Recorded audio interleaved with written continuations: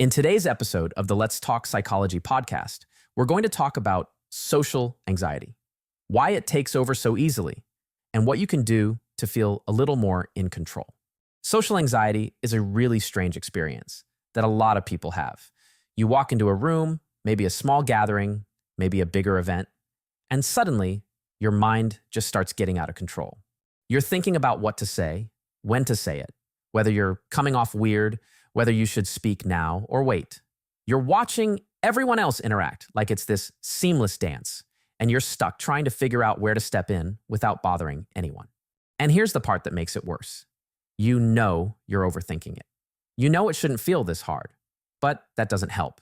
The thoughts keep coming, and even if you manage to push them down long enough to participate, it still feels very unnatural and awkward. So that's what we're talking about today. Not just what social anxiety is, but why it doesn't go away when you tell yourself to relax. Why it doesn't work to just be confident. Why all the logic and analysis you've tried probably haven't helped. What you need to understand is that social anxiety isn't something you can think your way out of. It's not just a problem in your thoughts. It's a pattern in your system. And once you understand how that system works, you can finally stop fighting it and start working with it. Let's start here. Most people who struggle with social anxiety are actually incredibly self-aware. They know they're thinking too much. They know they're rehearsing, editing, anticipating. And they've probably read a dozen articles or watched videos on what to say, how to carry themselves, how to stop caring so much. But none of that makes it stop. Because the core issue isn't that you don't know what to do. It's that you're trapped in a loop between two systems in your brain. One part is your cognitive system, the part that tries to think its way through everything. It tries to read the room, find the right words, figure out what others are thinking. It also tries to figure out if you've said too much or not enough. Then there's the other part, your emotional regulation system centered in the amygdala. That's where your fear comes from. It's the part of your brain that says, this could go wrong. You might get judged. You're not safe here.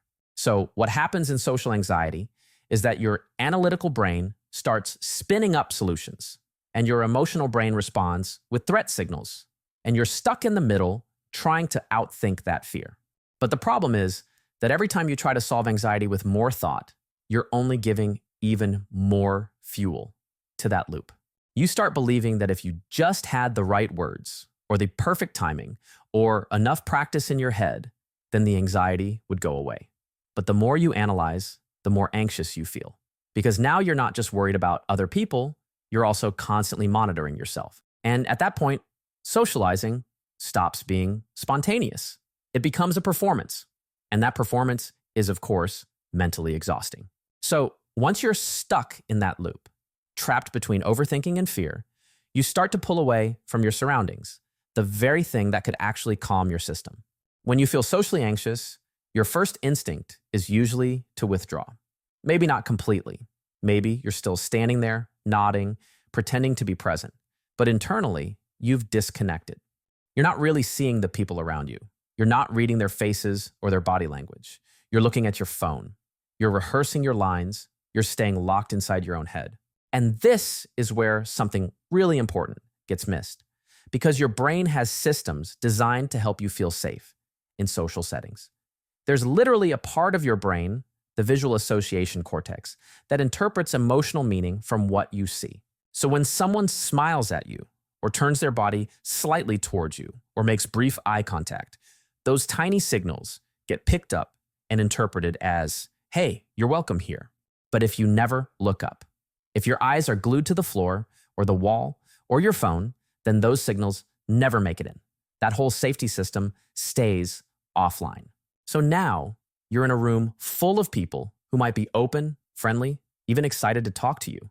But your brain doesn't know that because it's still stuck, operating off fear and imagination, not reality. And here's the crazy thing. Even if someone does smile at you or invite you in, you might miss it because your nervous system was too busy bracing for rejection to even register acceptance. So if we want to start rewiring that anxiety, not just coping with it, but actually changing it, we have to do something really counterintuitive. Stop looking inward for safety and start letting the outside world in. That starts with something simple, just looking up. Now let's talk about something most people try, especially if you've dealt with social anxiety for a long time. You've probably developed this habit of trying to talk yourself down in the middle of an anxious moment. You probably told yourself things like, "It's fine, I'm overreacting. Nobody's even paying attention to me." And while that sounds helpful, it usually doesn't do much. Because here's the problem. Your anxious brain doesn't trust logic, not in the moment. It's not looking for a rational explanation. It's looking for evidence that you're actually safe. And that evidence doesn't come from inside your thoughts. It comes from what you perceive. So, when someone smiles at you, when you hear a friendly tone of voice, when someone turns their body slightly to include you in the group, those are signals your brain understands as, you're okay here. But when you're stuck inside your head, trying to rationalize your way through it, your brain just keeps spinning. Because there's no new information. You're running a feedback loop with zero outside input. So instead of relying on internal reassurance, what we really need to do is start tuning into external cues. Ask yourself, what do I see? What are people's faces saying? What's the tone in the room? Is there a signal I can pick up that tells me I'm not being rejected? That kind of perception is what starts to build real safety. Not just an idea of safety, not just a pep talk, but something your brain can actually feel. Now let's shift from thoughts and perception to something even more primal, your body.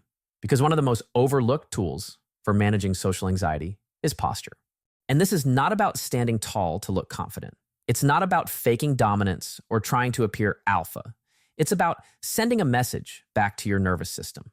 Here's how it works. When your body is hunched, when your shoulders are pulled in, and when your gaze is low, your brain interprets that as a threat response. It assumes something is wrong, that you're hiding, that you're under pressure. But when you gently open your chest, roll your shoulders back, lift your head just slightly, that tells your system, hey, I think we're okay. And this isn't just psychological, it's physiological. Because when you stand or sit more openly, you're also giving your lungs more room. You're breathing deeper, especially on the exhale. And long exhalations help calm the sympathetic nervous system, the one responsible for your fight or flight response. So, here's a simple exercise. Before walking into a social setting, pause for just a second.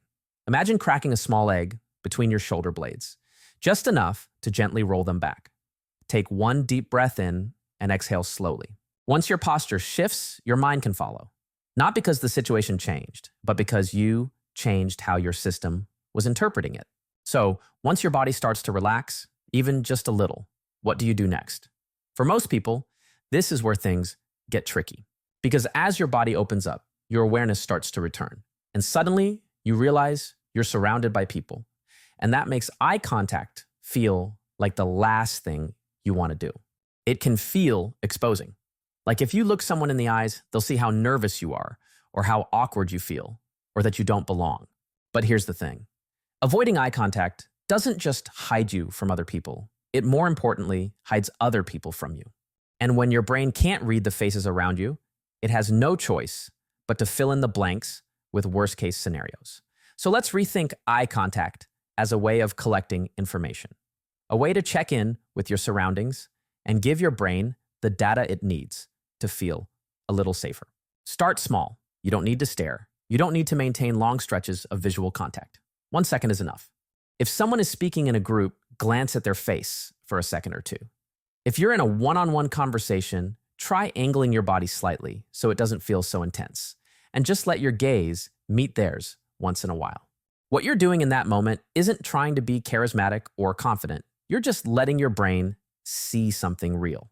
A raised eyebrow, a relaxed smile, or a subtle nod. These are all signals your nervous system can interpret, but only if you give it the chance to look.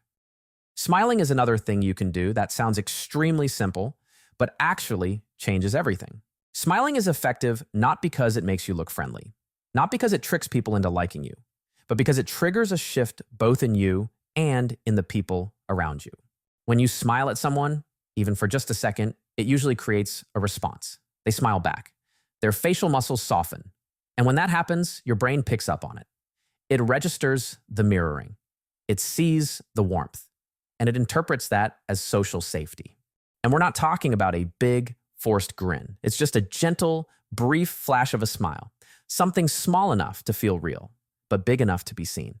So think of smiling not as something you have to do, but as something you can try, especially in neutral situations. Ordering a coffee, passing someone in the hallway, interacting with a store clerk. The goal isn't to fake anything. The goal is to practice opening the door to connection, just a tiny bit at a time. At this point, it might feel like the pieces are starting to come together. You're starting to understand what your brain needs. Not more thought, not more pressure, but real-world signals that indicate safety. But here's where a lot of people run into the next trap. They try to implement all of this at once during high-stakes situations. Like suddenly deciding to do all of these things right before a big date, a job interview, or a party full of strangers. And of course, it doesn't go well because your nervous system isn't ready for that kind of demand under pressure. So instead of starting big, you need to start small, really small. The next time you're at a grocery store, make eye contact with the cashier for just a second.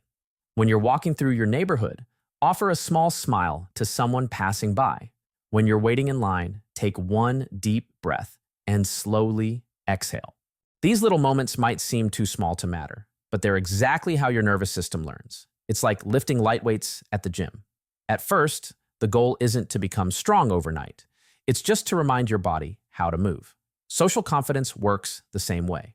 You build it by doing something tiny and manageable over and over until your body starts to recognize it as safe. And the more reps you get in neutral situations, the easier it becomes to carry that calm into the situations that actually matter to you.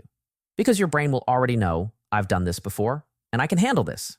So, you can fix your social anxiety not by becoming fearless, not by being perfectly confident, but by building a new relationship with your body, your senses, and your surroundings. So, start where you are. One glance, one breath, one smile, and see what begins to open up when you stop trying to control every outcome and start giving your system the space to feel safe again. That's how you come back to yourself. If any part of this resonated with you, if something clicked, or if you recognized a pattern you've been stuck in for a while, leave a comment and let me know. I'd really like to hear what this brought up for you and whether you've tried any of these strategies before. And if you're working through social anxiety right now, just remember, this isn't about fixing yourself overnight. It's about starting where you are, paying attention to what's happening in your body, and giving yourself permission to be present, even when it's uncomfortable. That's the work, not being fearless, not being perfect, just learning how to be here in the world without having to fight yourself every time. That's all for today on the Let's Talk Psychology podcast. I hope this gave you something to think about. Take care, and I'll see you in the next episode.